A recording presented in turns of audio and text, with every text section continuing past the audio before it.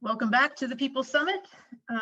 We are on our next session, which is called Omushkego Land to Sea. We're honored to be joined by Lawrence and Vern and Janet and Chris. Just a few housekeeping points before we get started. Bios for all these lovely people are on the website, so please go click on them and take a look. They're all extraordinary in their own way. We will have questions and answers at the very end. So rest assured, you'll have a chance to ask a question. If we don't get to your question, we have a commitment to get all answers post-summit. So there is a quiz for you. Please take a second to answer the quiz. We'll get you some results later. And we have two receivers with us today, Janet Sumner, Executive Director of Wildlands League, and Chris Dembitsky, the Vice President of Policy Development, and he's Counsel for Oceans North. So without further ado, let's begin with a pre-recorded presentation. Thank you. Cheechoo, Director of Lands and Resources. I'm here with Lawrence Martin, the Mushkegowuk Marine Region Manager, and we're both here to talk about the conservation work that we are pursuing within the Winnebago region of the Mushkegowuk territory. As you can see on the map, we are talking about the western coast of James and Hudson Bay. We are working with 9 First Nation communities in pursuing this work, 7 of which are part of the Mushkegowuk Tribal Council, and the furthest communities to the north, as you can see the yellow dots there, Fort Severn First Nation and Winisk First Nation, and they have both agreed to work with us in pursuing this project. So the proposed project is to establish a First Nations-led national marine conservation area within this region, recognizing the inherent rights of our ancestral territory as protectors and stewards of our lands and waters. But because this work is so enormous, we've asked NGOs to assist us in this work going forward. And we're working closely with Oceans North, Wildlands League, with funding support from Oceans Collaborative in pursuing this work. Over the years, the Mushkegowuk have recognized that this region, the James and Hudson Bay, which we call the Winnebago, is a priority area for conservation. And in this climate of the political climate, we feel that this is a once-in-a-lifetime opportunity to work in partnership with Canada to conserve the marine environment and to showcase it to the world. As you know, Canada has joined 30 countries in the High Ambition Coalition for Nature and People, committing to protecting 25% of its lands and waters by 2025, increasing to 30% by 2030. And in Prime Minister's own words, he says, the way we are going to do it is by working with Indigenous peoples who are our partners in protecting the land and who understand how important it is to be good stewards of the lands and waters that sustain us. And at this point, I'm going to hand it over to my co-worker, Lawrence Martin. Yeah, good day. All right, thank you, Vern. As we can see from this map here, there's already activities taking place within the James Bay area, and over to the east side, Eoishi, Quebec, Crease. They already have a memorandum of understanding for a feasibility study for a national marine conservation area, NMCA, and that's for the EO Marine region on the eastern side of James Bay. And then there's also activities taking place in the Hudson Bay area further to the north of us. And these are currently efforts being made also towards a potential NMCA in Western Hudson Bay. I believe that's being headed by Parks Canada and other groups. The area that we're talking about would be on the western side of James Bay and all the way up to Fort Severn, up to the Manitoba border. And we feel as a Mushkegowuk people, we are well positioned to have our own NMCA to complete the protection of the rest of Winnebago and to extend portions of the protection to Peawannock and Fort Severn area, as I mentioned.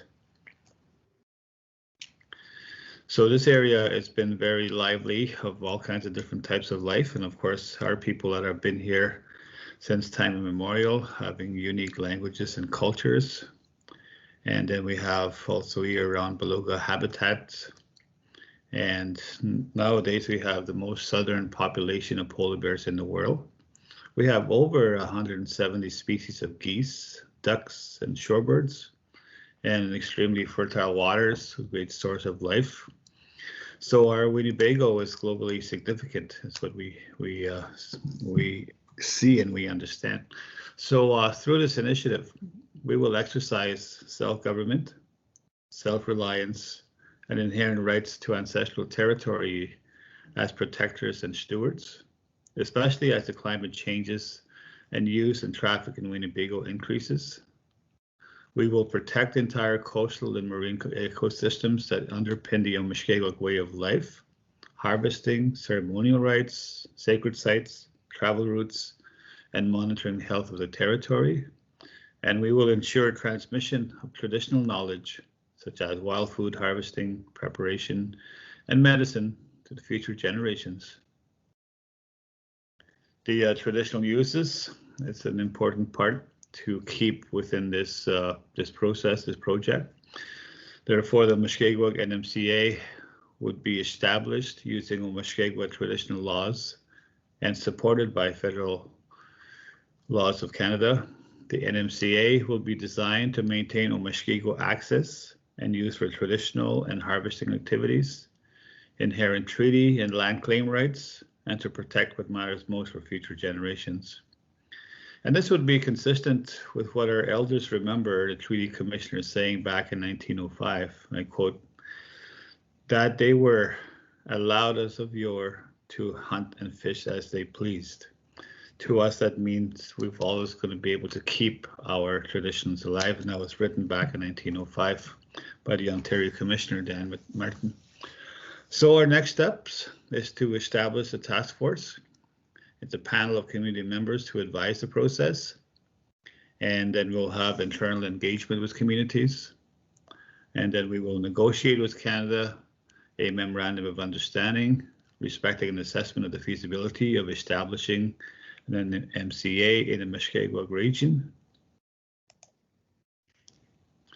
And more next steps is that we will be working with the communities to determine how inland the boundary for the study area could go to include river mouth, tidal areas, coastline, and muskeg.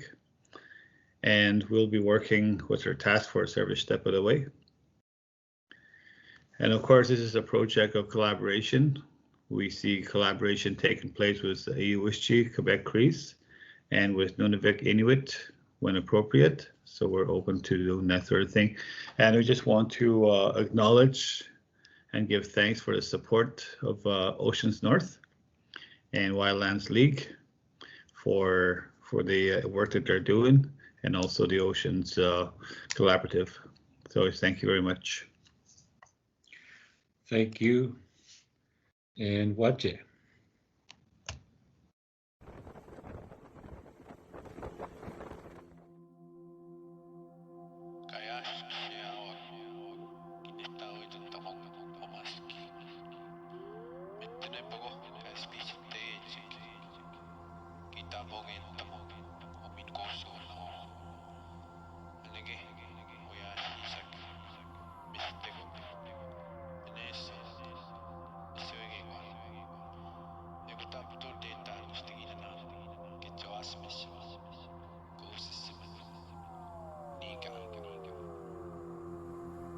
This is the proposed Mushkegowuk Marine Conservation Project in Hudson's Bay and James Bay. Protecting the marine ecosystem in our traditional territory means we are protecting all life for all Mother Earth.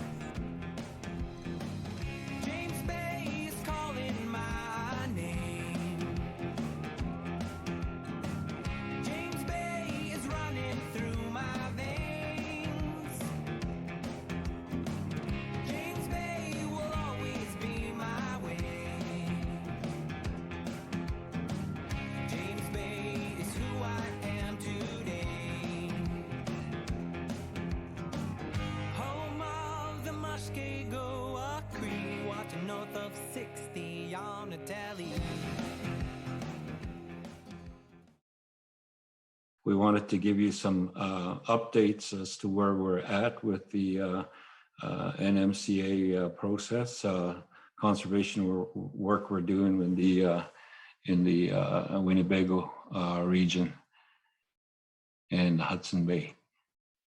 And Lawrence Martin, the manager for the Marine Region Conservation Area Project.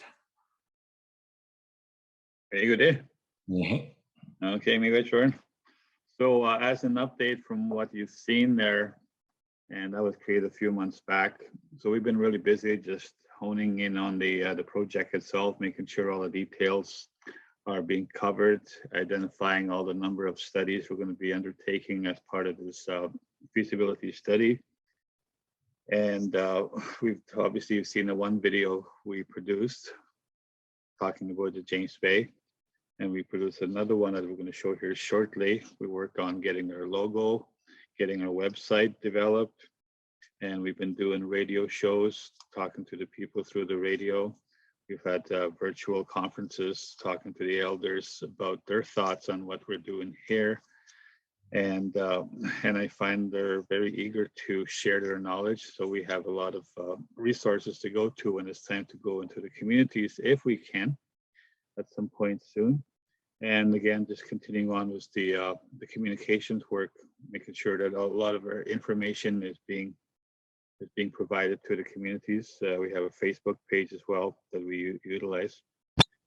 And of course, we've been wrestling with the COVID impacts at the community level, so we've had to change our strategy all around. However, we still work on making sure that the MOU, Memorandum of Understanding, has been worked on, and we've gone back and forth between our chiefs and Parks Canada officials. Now I can happily say that the MOU is in its final stages. It's gone in for signing, getting it ready for a signing ceremony, and we hope it's going to happen at the end of June, maybe 28th or the 29th. And as we get that part of the ball rolling, we started working on a contribution agreement for the feasibility study. We've submitted that to Parks Canada, so we had a meeting about that this morning. And we also continue to do fundraising, just in case, Parks Canada doesn't provide us the $100 million that we asked for, right, Vern? Yeah. so we're just in case, so we're kind of just padding the budget a bit so that we can do all the work that we feel is required. And we continue to expand our network of working with people. I mentioned here in the video about working with EU, ISG, and then Nunavut up north will be a part of our meetings as we go forward. And of course, we work with federal government, and we're trying to identify how Ontario and Quebec and Manitoba will come into the scene as we expand the discussions, and trying to put in place, all the proper infrastructure in terms of the planning process, having a steering committee, having the task force, having the board, having the elders, and having the COCOMS. The COCOMS Council is also a new thing that's come up.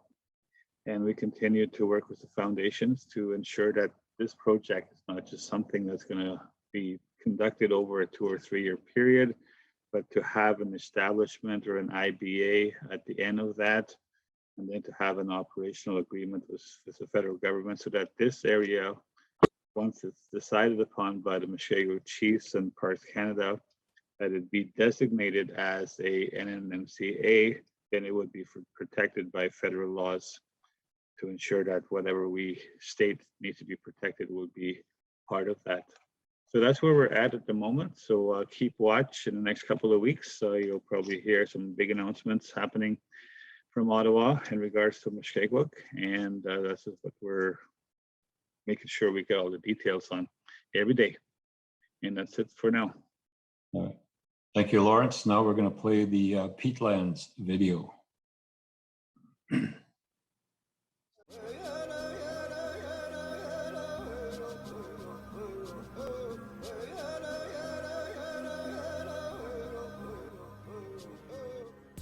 Did you know that a square meter of northern peatland holds in storage 5 times the amount of carbon as a square meter in the tropical rainforest?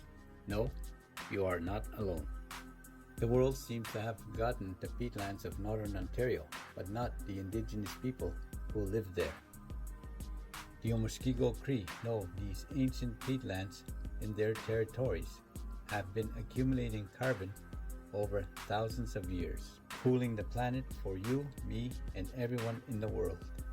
These peatlands sustain complex ecosystems where water and land meet, and where major rivers carry billions of liters of fresh water to James Bay and Hudson's Bay. The lands and waters and people are one. There are many wildlife populations that rely on these intact ecosystems for habitat. Caribou, wolverine, fish, and millions of migratory songbirds, some of which winter as far south as South America. The Omushkego rely on them for sustenance and sources of safe and healthy country foods. We all need the peatlands. Canada and the world cannot meet their goals for climate without a plan to maintain and protect the peatlands. Stay tuned, as we will have more to say in the coming months about how you can protect the peatlands, the breathing and cooling lands for the world.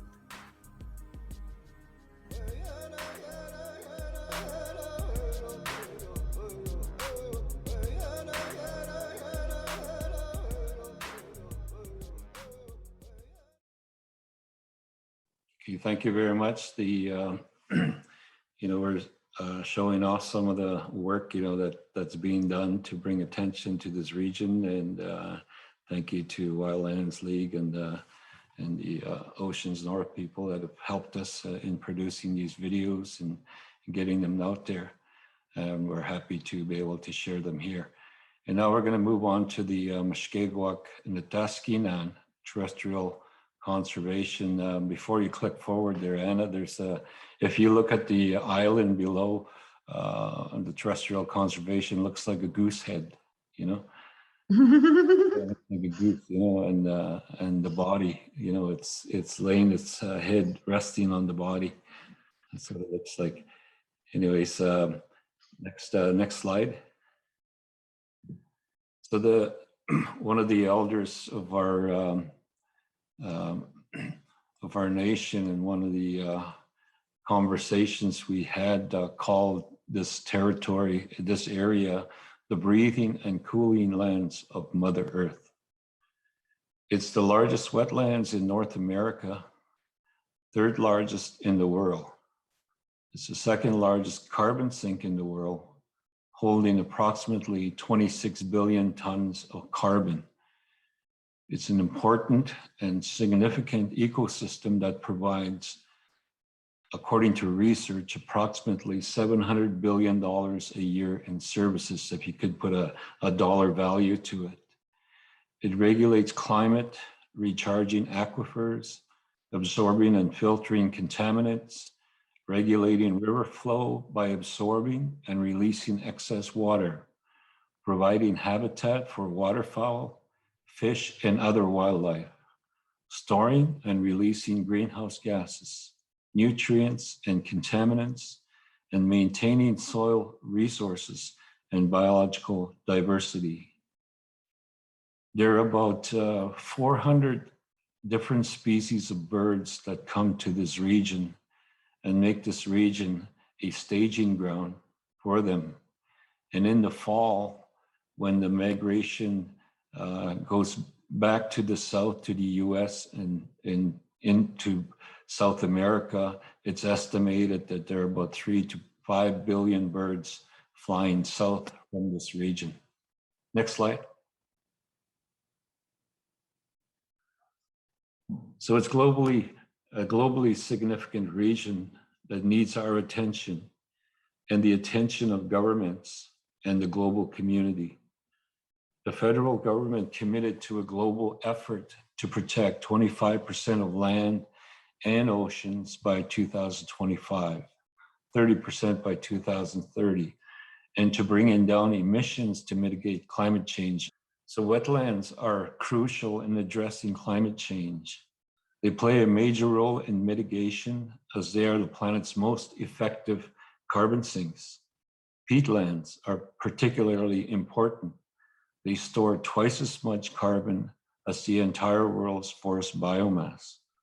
The wetlands can become emitters of greenhouse gases if the peatlands are disturbed. Next slide. So just to show you the carbon concentration within Canada, and you can see in the James and Hudson Bay lowlands, there's a heavy concentration of carbon storage within that region. Next slide. So there are some concerns, and threats to the breathing lands of Mother Earth. And the looming threat is west of us, west of the territory, right at the border actually, called the Ring of Fire, which is upstream development. It's said to hold a lot of minerals, and you could be seeing 100, 150 to 200 years of mining in this region. And early on, when Cliffs Resources was still part of this region, they held the claims to this region, and they were saying that there's, down the road into the future, when this whole area is being developed, you could be looking at a city the size of Sudbury, with a population of about 150,000 people living in this region. And some folks are comparing it to Alberta, saying it will become the tar sands of Ontario. At a conference in Toronto, I asked experts if this region could coexist with the largest wetlands and the second largest carbon sink in the world. And the answer was, good question, we don't know. Next slide. So when we look at the region we're talking about, you see all the claims around surrounding the community of Webukwe. Further south and north, there's a lot of claims in the region. Further downstream is the Victor site, and in comparison, it's a huge area that we're looking at in terms of the Ring of Fire. And it's within the watersheds of the Attawabasket, the Albany, and the Winnisk region. So it has the potential of impacting the region downstream, which is what we've been calling for and asking the government for a moratorium, a moratorium on this region until, there's a proper protection plan in place. But studies need to be done because there's a lot of information that we don't have in terms of, the region downstream, and what we're gathering from the traditional knowledge studies is, that there's a potential of a lot that could happen if anything goes wrong in this region and things come downstream. Next slide. Just to give you an idea of in relation to Ontario and the James and Hudson Bay, you see the Ring of Fire, and there's also road access that they're looking at from the Araland First Nation region, which connects to the Highway 11 corridor going north to Martin Falls, and the link road that's going to connect Martin Falls to the Ring of Fire mine site, and from Webukwe over to the mine site. Those are the three road projects. So you'll see that the whole region is going to be impacted downstream, from the road construction to the mining. And it said that the Arctic watershed, is somewhere around 67% of land cover within Ontario, and that's the Arctic watershed that brings all the water into the James Bay and Hudson Bay through the wetlands, and under the wetlands and providing all this habitat. So there's a, there's a possibility of a lot that could happen if something should go wrong. Next slide. There's also threats from climate change. Been speaking with the elders in the conversations we had last week and over the last year, we've seen changes in many years, I guess, speaking with elders, community people, we've seen changes in this region for the last 4 decades and could be longer, and the Omushkego people know the importance of this region, but climate change has now impacted on their homelands.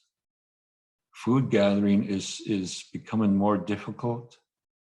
Travel is more treacherous. There's unpredictable weather patterns. The people used to be able to read the weather, and plan according to it, to make their trips out to their camps, out to their traditional territories where they gather food.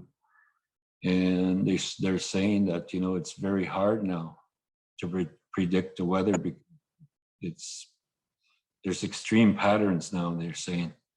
There's also early thaw of the rivers, the lakes, and travel again is dangerous because they can't read the ice as they used to. Things are really different, and now they have to adapt to what they're seeing, those changes, and how they travel and things like that. This season we had no snow in the spring. There was a really early thaw and it melted all the snow, and that impacted on the spring goose hunt. One of our elders told us last week that a lot of the freezers in our communities are sitting empty this season. Not to mention, the impact of COVID-19 and them unable to travel, unable to leave their homes because of lockdown. So it puts a lot of strain on the people's food security. Permafrost melting, causing landslides into the rivers. There's less fish, less geese to eat. And people around the Saskatchewan First Nation, had witnessed, the permafrost melting, and they could smell, fuel from that area they were looking at, and they cut a chunk out of it, and they lit it, put a lighter to it, and it lit up, it burned, and I guess that was the methane that was coming out of the melted permafrost. Next slide. And the other threat is from the government. Bill 197, this is the Ontario government I'm talking about, Bill 197. We have the Far North Act, the Critical Mineral Strategy. That's the Ministry of Energy, Northern Development and Mines.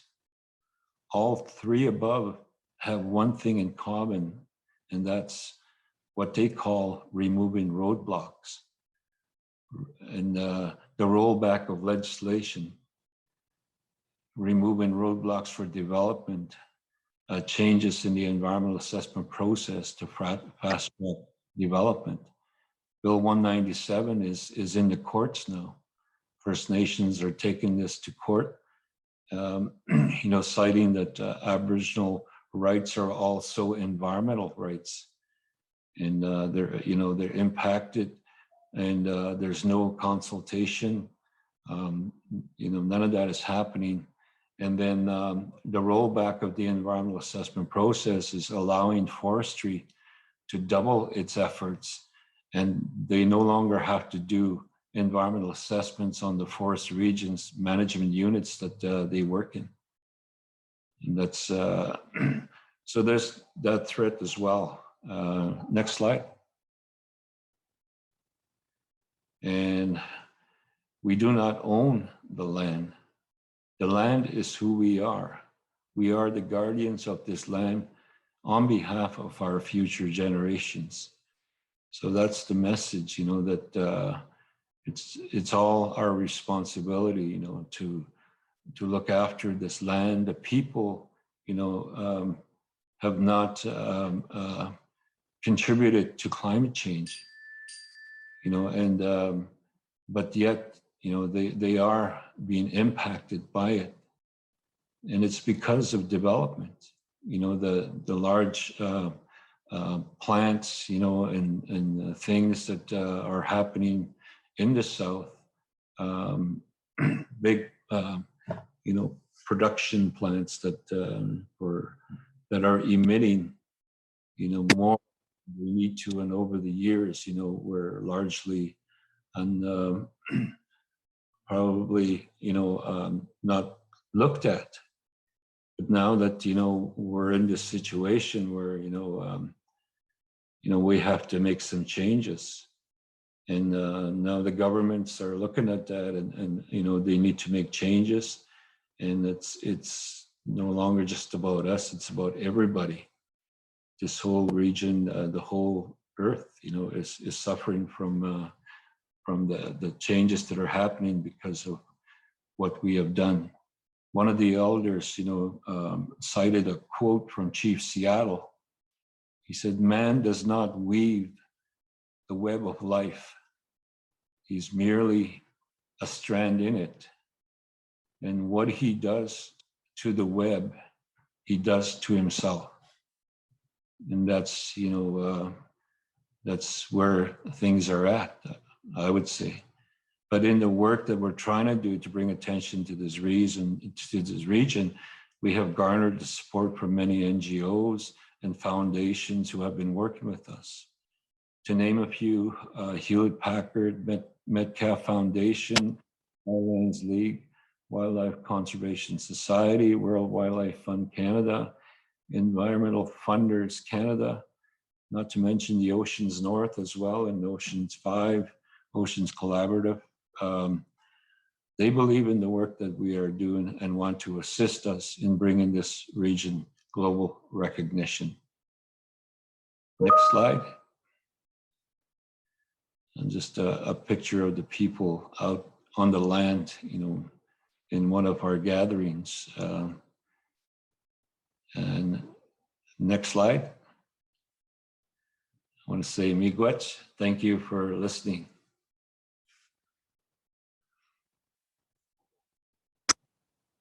Thank you, Vern. Thank you, Lawrence. Why don't we take a second to bring up some of the poll results for our viewers, and then we will jump into some Q&A.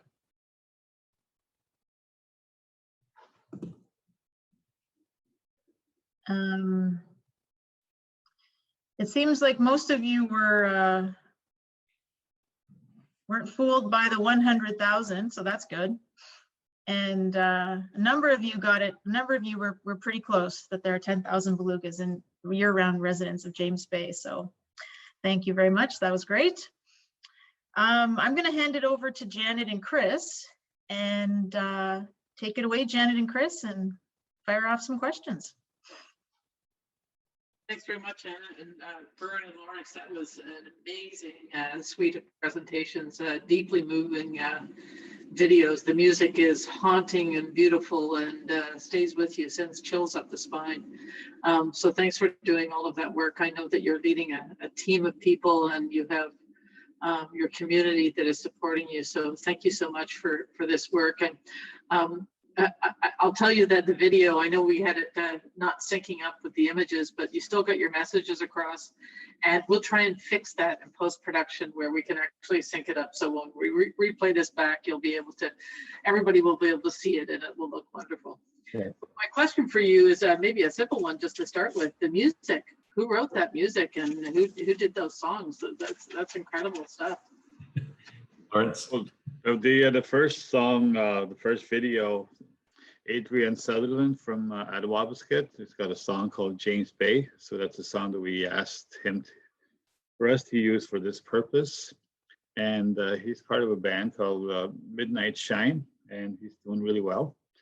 And the second video is also a guy from the Moosonee area, Chris Sutherland.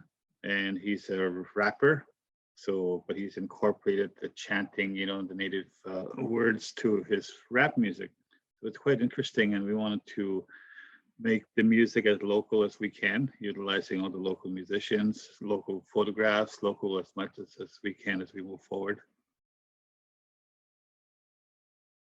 Chris, I'm sure you have a couple of questions. I just know it.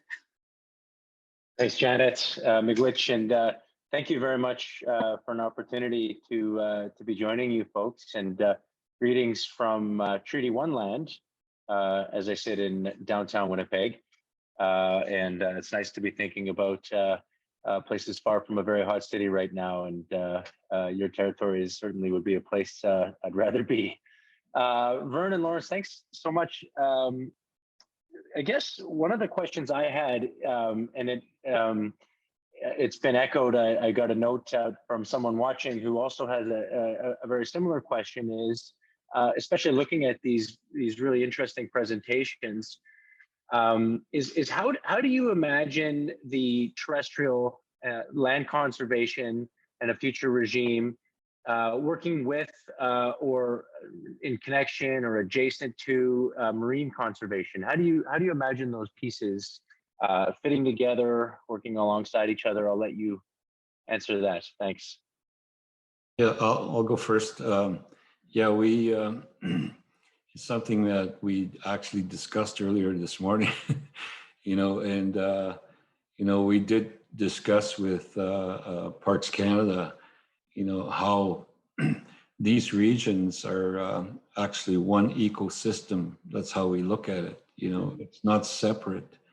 They're all connected. You know, the water in the wetlands, and you know how it flows into the bay. So one feeds the other, and the whole region is an ecosystem that provides you know, these habitats for all these different animals and so on. You know, so we've already, you know, suggested, you know, to Parks Canada that we begin talks on the terrestrial as well, and they were quite excited about it, because they said, you know, what's interesting about this region is that, you know, the NMCA is just a part of something like a bigger picture, he was saying, you know. So he was quite excited about that, you know. I'm talking about Kevin McNamee, and you know, at Parks Canada. So so those discussions are going to start to happen, and we hope that, you know, there'll be a parallel process, I think, going forward as we work on the NMCA, that, you know, the work on the terrestrial will also be part of it. And it's connected, you know, the estuaries and things like that, I think will be part of the NMCA process, we're hoping. Maybe Lawrence can add more to it. Yeah, with that, like you say, we've always looked at the area being one ecosystem. There's all this interconnectivity. It's in our stories. It's a part of our culture, part of our language, and how we see the world. So here is, you know, another example, I guess, you know, in other parts of Canada and British Columbia, where they do have a similar kind of project in the establishment of their NMCA over there. Again, it's connecting the land to the sea. So here we have the same situation, same opportunity to make that argument and to be able to do work on and around that. That's why it's really important what Vern is talking about, was the possible impacts, you know, of development upstream from us, and what impact that's going to have throughout the whole region, and especially to the bay. And the elders, you know, in our region have always talked about that interconnectivity, even how the tides move, how they move in from the western side, they move southward around the bay, then go up north again on the east side. So there's that whole connection of that water system and all life within the water system. So it just, I guess to us, it's been just a known fact of way of looking at life and knowing that interconnectivity is there. It's trying to convince other people that that's how things work, and that's been a tough job. And, you know, trying to raise the profile, like Vern's talking about, you know, as the breathing and cooling lands of the earth, we also want to be able to raise the profile of this area as the birthing place of all these billions of birds that come here from South America, Mexico, you name it, all across Americas. And, you know, they come here to give birth, and then they're part of that life cycle that we need to honor, and to ensure that many of the areas along the coastlines are protected, so that we can, you know, because they're on the shoreline, and we need to be able to identify those protected areas where they refuel before they fly south. I mean, some of those little birds, I mean, they're so small, but they fly like, you know, 5,000, 7,000, 11,000 kilometers, you know, on a small little body like that, you know, and they need to have fueling spots along the way. So we have to make sure not only do we protect the sites in James Bay, but we also need to talk to the other bird people in Ontario, you know, where these birds land, and also in the USA. So we actually have written letters to the President Biden, you know, asking to see how we can partner up with the US efforts in the conservation of the migratory birds and so on, so that we need to all work together in this whole hemisphere, in southern hemispheres and northern hemisphere, to make sure this happens, because we can't just do all the efforts in our area, because those birds need to go somewhere in the wintertime. I was telling my grandson about these birds, and he looks at me, 3 billion, 5 billion, Papa? He says, that's a lot of poop. and that was the only thing he said. But yeah, so it's convincing other people this is a really important area for, you know, for not just for us, but for the whole world. I have a second question, actually, and it maybe follows a little bit on where Chris was going and our audience member, and that is, Vern, you spoke really eloquently about the Ring of Fire, and obviously that is a challenge given the terrestrial landscape, because it's a boreal peatlands, and that water is flowing, and it's moving out to sea. And so I think what Lawrence was just talking about is there's no difference, you know, it is one ecosystem. And I'm glad that you're raising that, because it's about time that sort of the non-Indigenous world caught up with that, quite frankly. And I just wonder, what do you want to see for the Ring of Fire, given that it has potential impacts both for terrestrial and marine, especially when you've got desires for protection? Right. One of the things I'm going to say is that, you know, the Grand Chief has always said, you know, that we're not against development, you know, but we need to look at, you know, what we have, and how do we protect it, and how do we ensure that, you know, that this region is going to be protected, you know, and part of it's our responsibility, but also the government's. You know, the government's responsibility to protect eco-significant regions, you know, that help, you know, that help not only us, but help everybody globally, you know, and I don't know, you know, what that means in terms of, you know, the Ring of Fire going forward. It's just a fear, you know, that somewhere down the road, my future generations are going to feel the full impacts of that region if it gets developed, you know. And I think you know, there needs to be more engagement, you know, with the communities. You know, we're calling on the federal government under the regional assessment process, you know, to put together a governance, you know, in recognizing the nation, you know, and having nation-to-nation talks on, you know, what's important here and what could happen, you know, and how do we mitigate, you know, how do we mitigate instead of litigate, you know, how do we talk together and you know, look at, you know, and try and make sense of, you know, what could happen, right? Because the other communities are west of the Ring of Fire, you know, and they're not downstream. You know, our communities are downstream, but not only is our communities downstream, it's everything that you know, within the wetlands, you know, all the habitats, everything, you know, is downstream. And like our one of our past Grand Chiefs, who's no longer with us in this world, you know, said, you know, adamantly that, you know, we are down Muskeg, not only downstream. You know? Yeah. Yeah, because the movement of water is all over this region, because of that one ecosystem kind of, you know, thought. So Is it the Grand Chief Stan Ludet you're talking about? Or? Yeah. Great man. Dr. Stan Ludet. Yeah, great man. Yeah.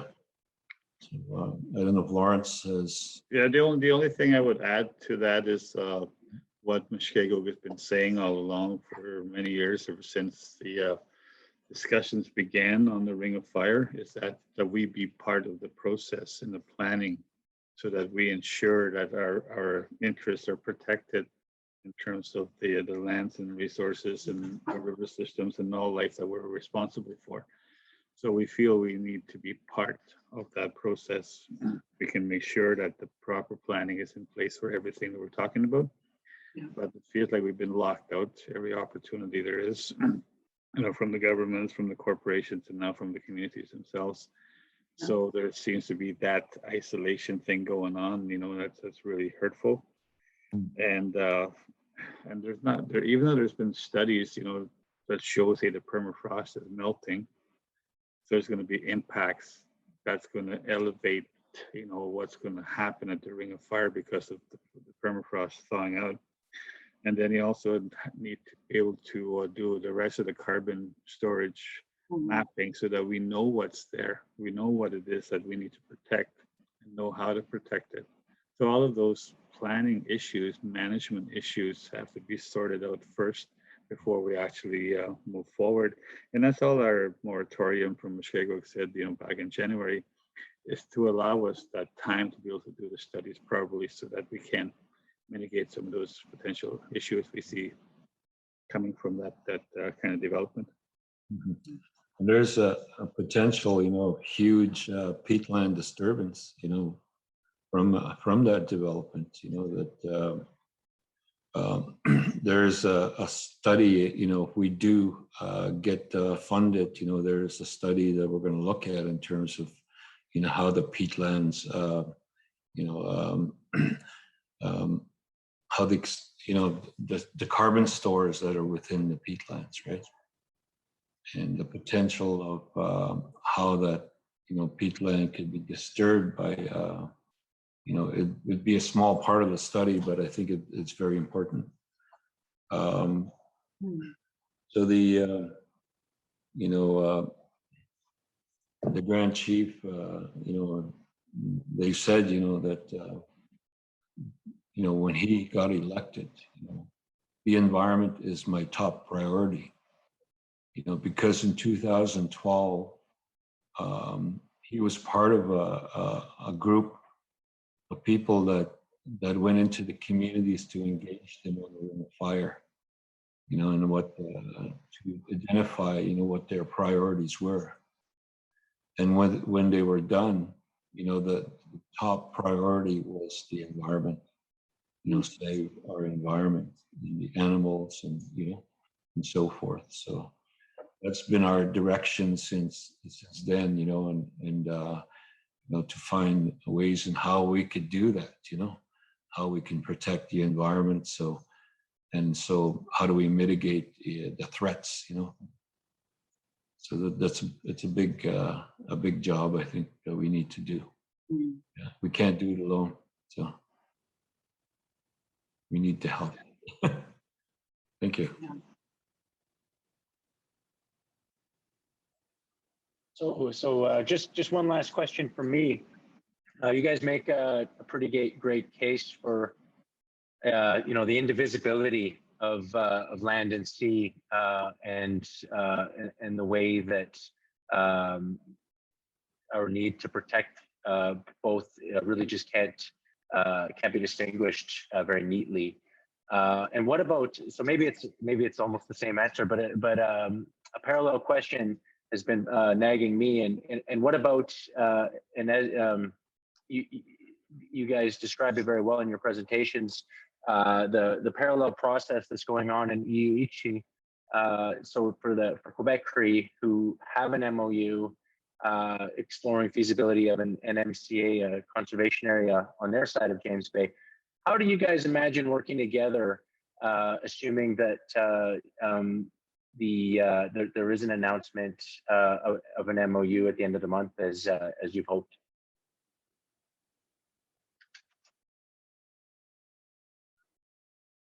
You want me to answer that? Let's start with that one. Well, we've worked together many times already since we started discussing our MOU or our NMCA project over the past few months, and identified possible joint efforts and certain studies that would take place in the James Bay, looking at blue carbon study, for example, and looking at the eelgrass and the kelp, and doing those studies, because again, everything that happens in our area, we're all impacted.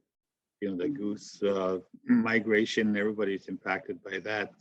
So we're trying to find ways, actually trying to work together on that. We're working also with the Hudson Bay Consortium, utilizing their CPAWS app, to be able to do the GPS coordinates and be able to work with the maps and the land and getting the people to understand it better.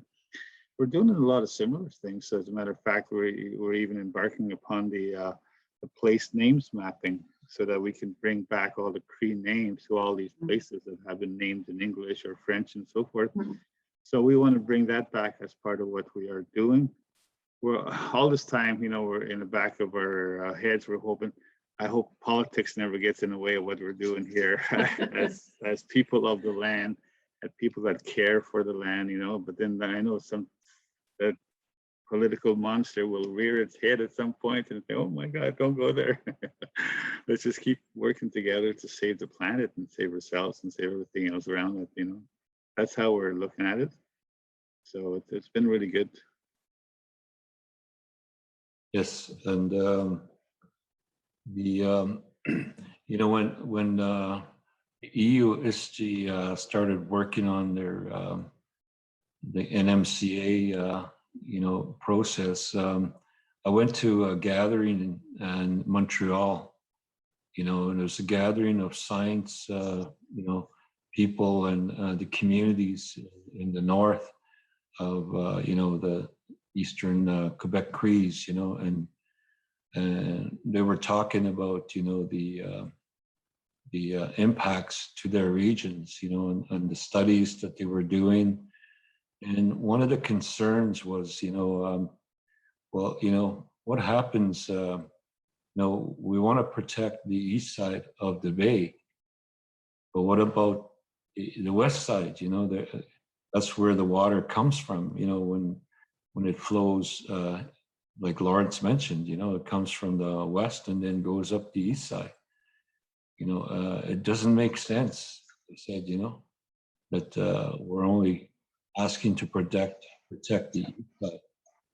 And the scientists that were involved there said, there is that concern, but there's also the concern of the Ring of Fire.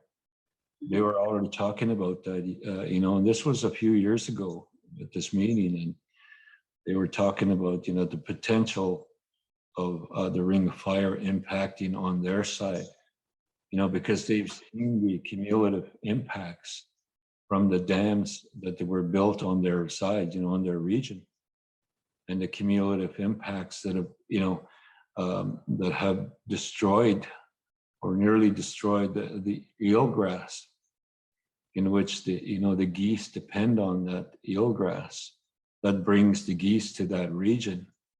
And they were seeing less and less geese come into their region. And when they did that study, they found the eelgrass depletion because of the amount of fresh water that's coming out of these dams during the wintertime. Huge volumes when they release that water. So it's a natural flow coming into the bay that's impacting on the regions, and even up north into the Belcher Islands, the Inuits, are seeing, the impacts of the dams, right?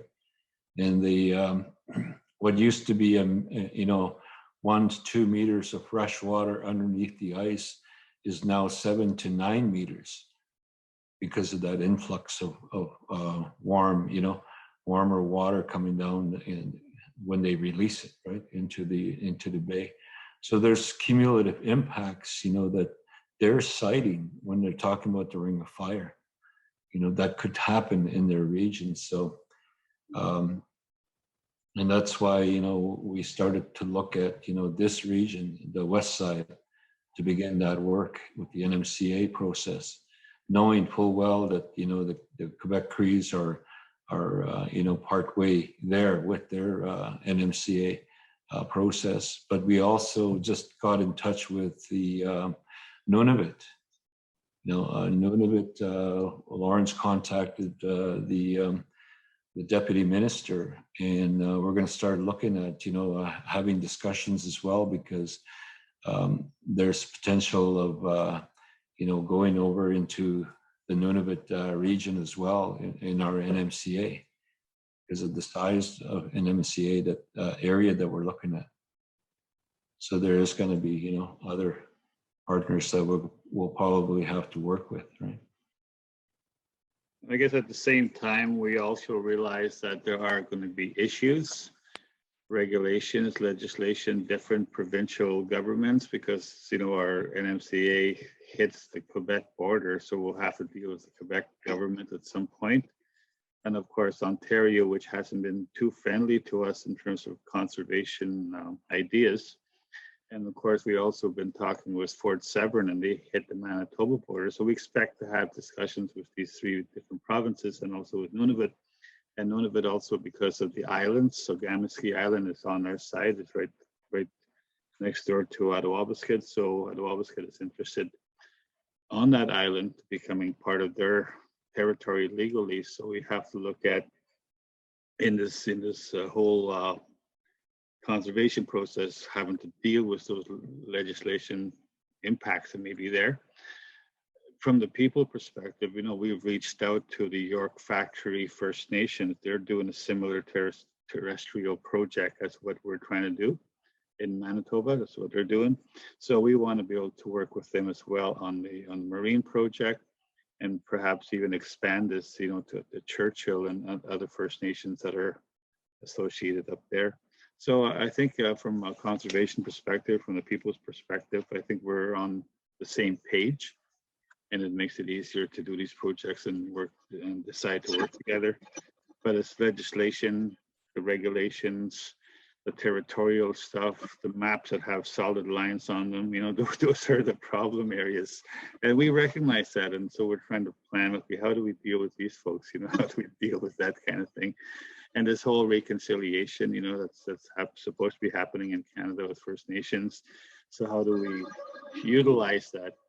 And then on the issues with residential schools, on the one hand, you see the federal government working with us on conservation from the climate change environment department, but across the room, we have Indian Affairs who's fighting, our same people in Port Albany at the residential schools in court. So it's a real mixed bag of political stuff going on, and we're trying to just quietly do our job and save ourselves. I like how you always add that in, Lawrence. Save the environment and save ourselves. I like that. I think we should say that more often. That should be part of our new tagline. I think that's what we are doing. Saving you, Anna. Thank God. That would be our new political party, Lawrence. Oh, Donnie. What's that? That's Keith Morris from KI. Save our planet, save ourselves. Yeah. All right, and Donnie, we know we need to have you be part of these terrestrial projects too, because you guys are doing amazing things over there in your territory, and we want to invite you to do this stuff that Vern's talking about, the terrestrial projects and the carbon mapping projects. Everything we're doing, we're all tied together here. So we're here, and we have the Fawn River and Severn River that flow into the Hudson Dam in Hudson's Bay, James Bay. Mm-hmm. For me, myself, some of my council members, that's been our goal, to try and work with Wapika and Fort Severn. And I guess, as you say, expanding there, I think in the future, if there's going to be an MOU of some sort, we would probably, well, not we would, I think it would be nice to be part of this group that is looking forward to working together. What you're discussing, it's very interesting. But there's one thing that they left a line out on that song, James Bay, here I come. We'll add that on. Okay. Yeah, but on that note too, we're also working with Alan Kakapetum from the KO Chiefs, my kind of chiefs, in the hopes of being able to bring our people together and make ourselves stronger. So because they're doing terrestrial stuff and other Fort Severn being part of the marine project. So we're just trying to put all the dots there and string them up all nicely in one big grouping. Okay, so like I said, we'll be glad to be part. Good day. Good. Moving forward and growing together. Yes. Right on. Sounds like we know what our next step is. Okay, I want to thank everyone, and unfortunately I have to draw this to a close, as much as I don't want to, but I have to lock us in and say thank you. And we have another session coming up right away with Janet and the minister. And then Marilyn will also end the day with a brief prayer. So I just want to say thank you all for your amazing discussion on Omushkego Land to Sea. Thank you, Chris and Janet.